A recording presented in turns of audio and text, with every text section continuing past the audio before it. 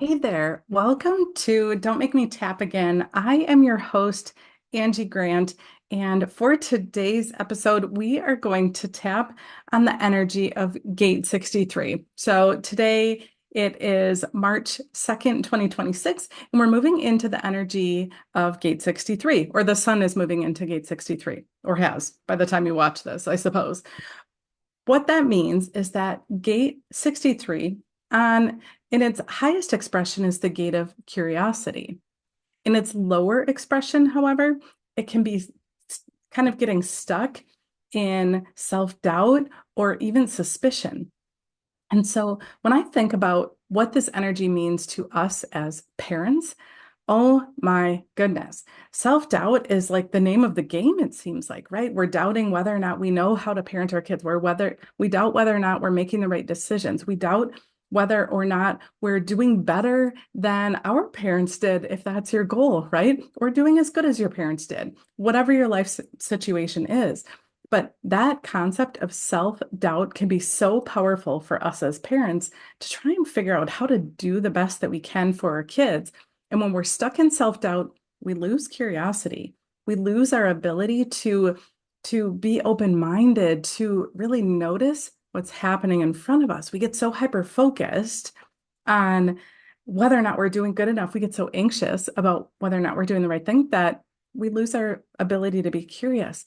But it's in our curiosity that we get to change the way that we maybe were parented. We get to change the way that we've been parenting. It's when we get curious that new ideas that we never even imagined were possible start to come to us, start to show up in our life, whether it's through being curious about, why is my friend having, way fewer behaviors with her kiddo? Is it because she's a better mom or because of maybe an approach she's using? Or is it because of something that you've noticed about them? But we can't notice if we're so stuck in our own self-doubt.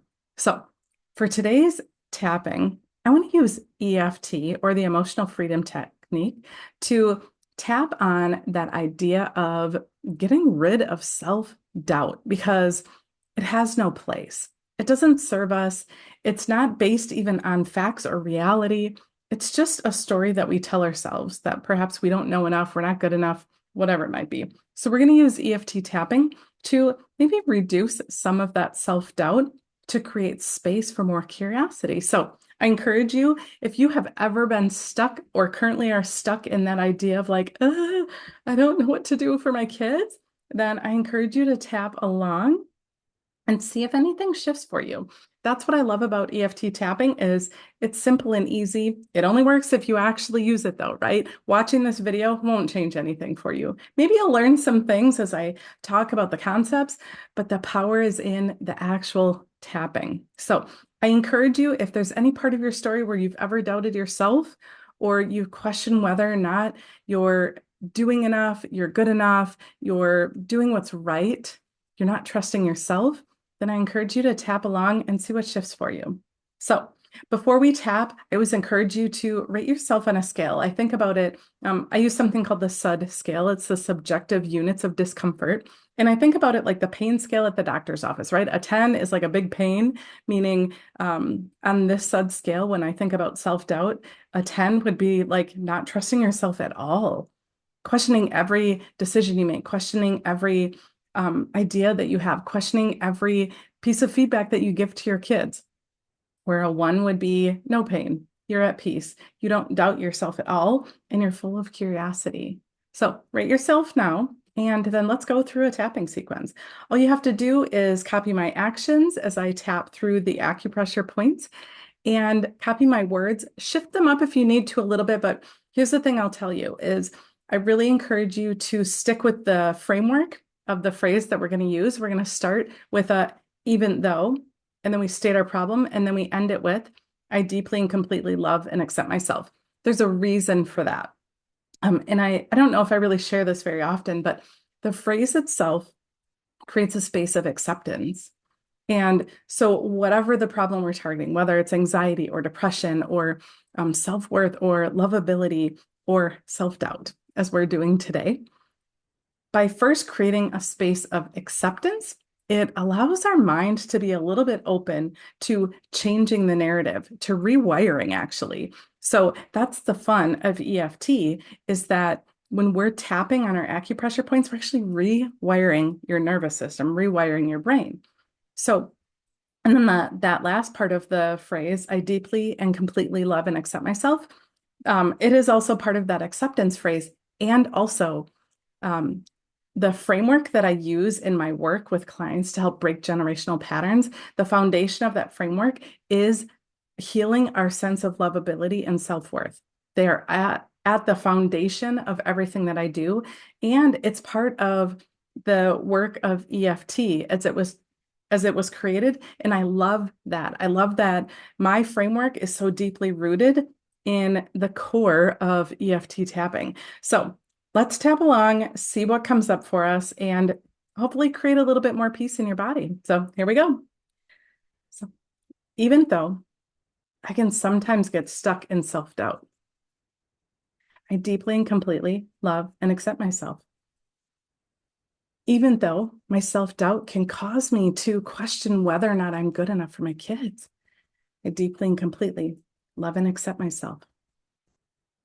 Even though my self-doubt can get in the way of doing what I know I need to do, I deeply and completely love and accept myself. Stop tapping, take a deep breath right in your belly.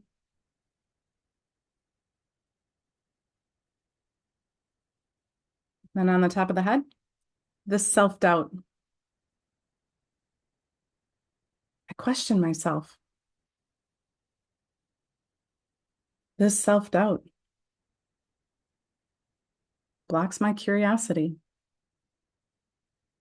This self-doubt gets in my way. This self-doubt,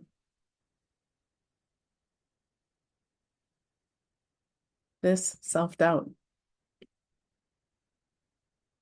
All right, take a deep breath. We're going to go through one more tapping sequence.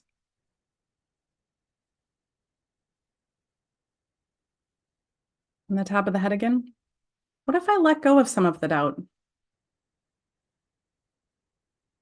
What if I replaced it with curiosity? What would shift in my life if I was a bit more curious? Would I see more possibilities? Would I expand what's possible for me? What if I let go of some self-doubt and created more curiosity? Another deep breath.